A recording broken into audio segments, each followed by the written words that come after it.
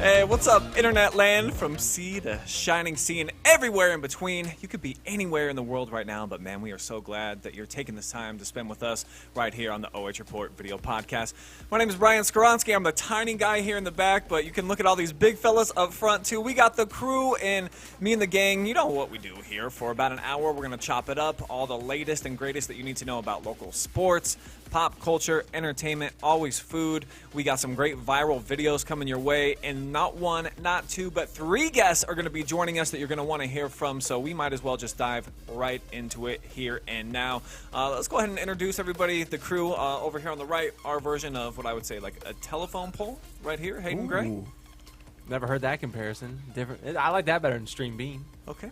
And then maybe deflated beach volleyball, Travis? I don't know about the deflated part. Half deflated, maybe. Completely inflated. Tom Brady. All right, Over-inflated. I get it. Okay. All right, and then over on the other side, how about our super size combo? Are both to 22. What's up, grown-up G-Man? Look at you, man. I see a couple extra hairs coming in on that beard today. A little Oh, great. my beard actually looks kind of good in the camera today for once, so maybe just because of my Hold age. Yeah? guess Did so. you rock it pretty hard last night for the birthday, or did you kind of know you had to get up early? I had to get up early today. I had to be in here, we're not partying on work nights, so.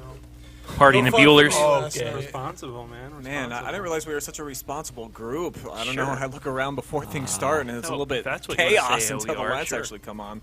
But hey, there's going to be some chaos out on the football field this Friday night and even Thursday. We're so excited that sports are finally back, and I think all of us went the football route for this one, so I'll just pose it that Yeah. way. Gentlemen, of the games that we got on our calendar coming up this week on either Thursday or Friday night, what are you most excited to see? Hayden, you go first. I'd say I'm definitely most excited to see Shelby take on Madison. A little bit biased, and it's not even what I'm most excited for in terms of quality of the matchup itself. But I'm really excited to see what Madison's done, how they've been able to flip the narrative or flip the switch over the summer, see if they can get out there and compete with a Shelby team that we're pretty unsure about. So I just kind of want to see, where are things at? Has that rivalry, is it going to get a little bit more competitive this year? Is it going to completely shift? We'll see what happens. And then I'm also just excited, it's the last game over at Skiles Field where I got to play my high school career, and at least I get to go over there. I know Brian made some magic happen, so I could find myself on the schedule for that game. So I'm excited. We'll see what happens. Try to be accommodating here at the OH.Report Yeah. with our employees if we can. So, fellas, real quick, I want to hear, since Hayden's the only one going with this game, where do you land in terms of making a pick, a prediction for this one, Travis? Give me a quick, bold one sentence. How's this one going to play out? Madison. Okay. G-Man, what do you think? I said Madison 6 months ago. I'm going Madison. He ain't lying. Storm. Shelby doesn't lose their last game at Skiles. There's no chance. Ooh, I'd like to stay impartial here, but I kind of think that Madison's going to do him dirty and that the stadium just might collapse all into itself. And I see Hayden over here getting a little bit agitated, so no more hate on the Whippets. Let's just move on. Trav, what game are you looking forward to most on Friday or Thursday? Well, you said everybody liked football. I didn't pick football. Oh, I you- picked Oh. volleyball. Excuse me. Saturday morning at the Cub Cave. Hey. Tri-match, Lucas versus Northmore and Clear Fork, to see Shelby Grover start off her what could be 4 All-Ohio sports. We heard some rumors that she may be playing softball as well if some of her teammates go out for track. So she's good enough in volleyball. She's good enough in basketball. She's good enough at track, and maybe she gets in there for softball as well. But, excited to kick off the volleyball schedule with a little bit of All-Ohioan and Shelby Grover.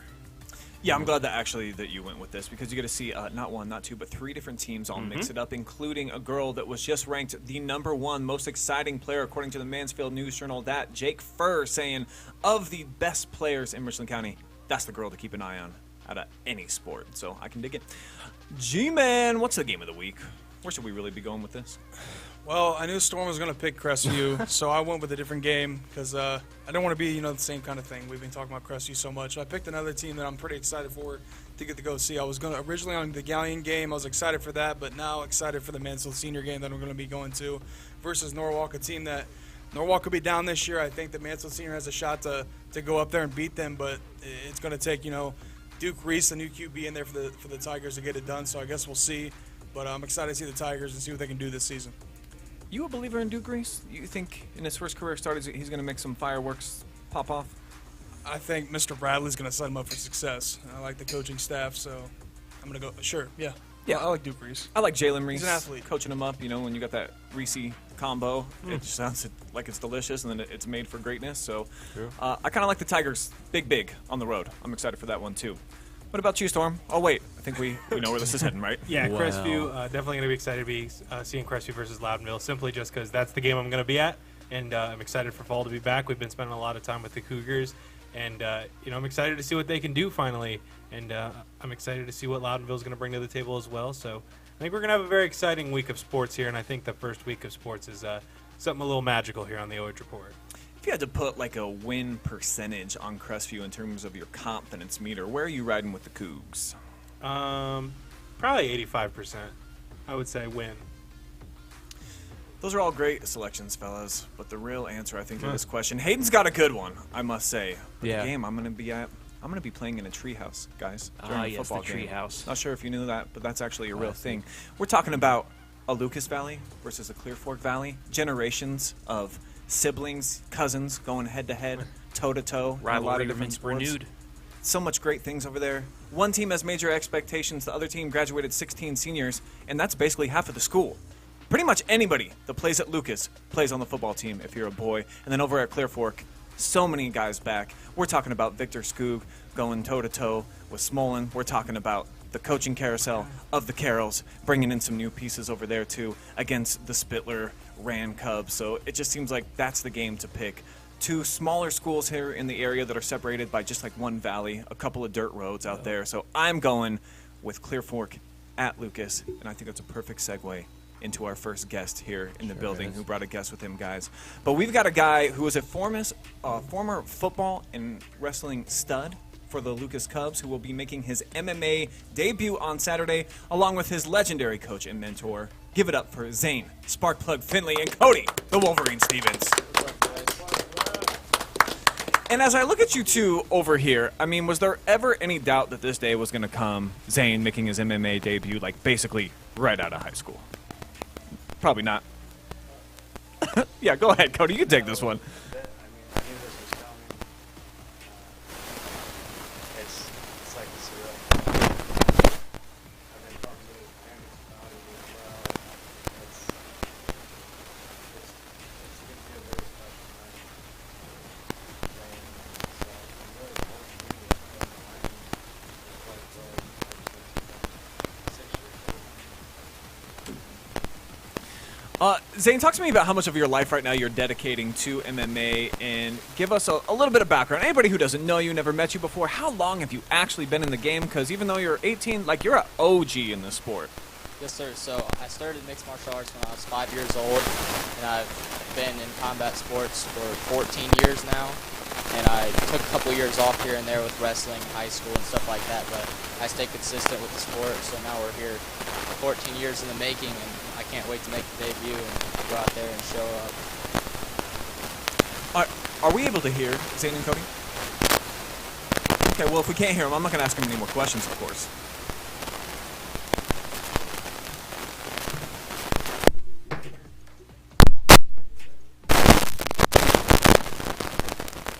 So we're going to quickly try to get a microphone that works in the hand of our Hello? guest here.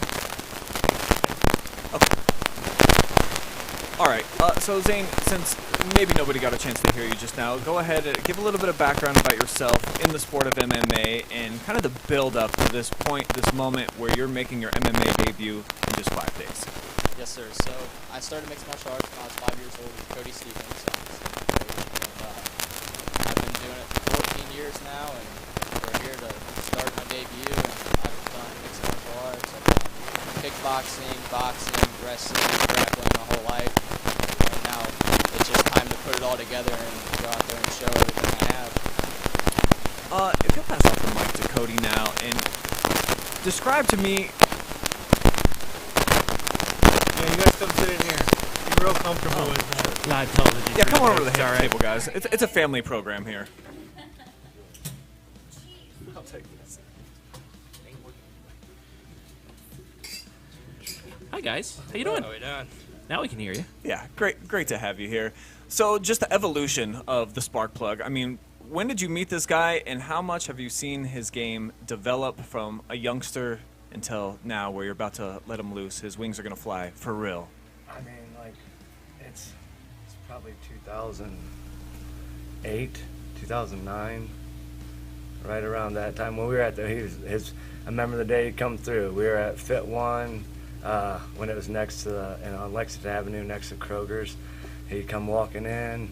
His parents came with him. We started talking. They didn't really just say like he was interested in getting. I was doing like an MMA class at the time. One day a week we did striking. One day a week we did jiu-jitsu, and I just noticed that. I was like, man, he's little. I mean, this little kid's like short and stocky. Already look like he's like together a little bit, like, you know. But then I was really amazed by how well he moved his body. I mean, like, 'cause a lot of things they'll have kids do cartwheels and different like gymnastics movements, kinda, and he hit him with perfection. And I was like, well, I can work with this. And then come to find out, his mother had put him in gymnastics when that was the first sport he actually done. And I always preach that if gymnastics is one of the best things you could get your kid to enter like early on, because they learn how to move their body and their body mechanics. So everyone that I've seen start in gymnastics, it elevates them in any sport they want to attack after that. So would you show that off a lot as a kid? Because you're kind of a stocky kid your whole life, like doing the splits and some cartwheels and stuff? I mean, yeah, I'd like to show off some cartwheels here and there, like the cartwheel kicks and stuff like that. I thought that was kind of cool. Are you going to bring some of that flair, I imagine, into the cage with you? I mean, we'll see. I mean, whatever happens, I'm comfortable wherever. Whatever happens, I'm just going to go out there and be the best Zane I can be.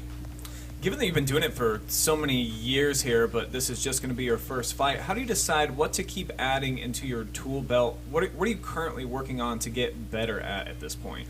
I mean, everything. I mean, this sport of mixed martial arts it's endless. You can keep learning every day. There's something new you can learn every day. So it's kind of just a thing of every day I'm going in there and I'm going to say I'm getting better this day, get better next day. You just keep building that, and every day hopefully I bring something out of practice. Like, you might learn 10 things at practice, but really you want to conquer one or two good things you're really good at that day, and you want to expand what you're good at and just keep going with that. And Cody, for you, just identifying that, does that go from practice to practice, or do you kind of like start the day with some ideas of what you want to do? I'll usually start the day with some ideas, like some different things that I feel like we're either lacking or something that I feel that they already do well, but we could just add a little bit more to it to make it even better. And then obviously, as I see him moving and watching all the guys as a whole, as I watch them move, I always critique and add little things in on the fly and little adjustments, because everyone's a little different. Like, Zane's kind of short, stockier in stature compared to like Nick, who's 6 foot long and lanky. So what works for Nick necessarily won't work for Zane. So like, I've never been on one of those coaches like, well, you got to do what he does. This is one thing, I teach it like this. No, everybody's body's different. Everyone's style's different. And at the end of the day, I tell them, like, this is art. Let's create. My goal is to learn from these guys too, as well. Like, you know, I like kind of give them the A and B, and I like them to add the little C in sometimes and put their own little flair on it. Gentlemen, go ahead, fire away. Yeah, I have a question for you, Zane. So I know a lot before the show. Obviously, you got your Lucas shirt on today and stuff too. But just knowing, you know, from your previous sports at Lucas, what's something that you've taken with you out of, you know, being an athlete in high school and at a school like Lucas, where I think, you know, it speaks volumes. All programs at Lucas kind of keep that same mentality of success in mind. Have you taken any of that, or has anything resonated with you as you've transferred over to, you know, getting the focus solely on this now? I mean, growing up in Lucas, you know, it's a small community. Everybody grows up there, and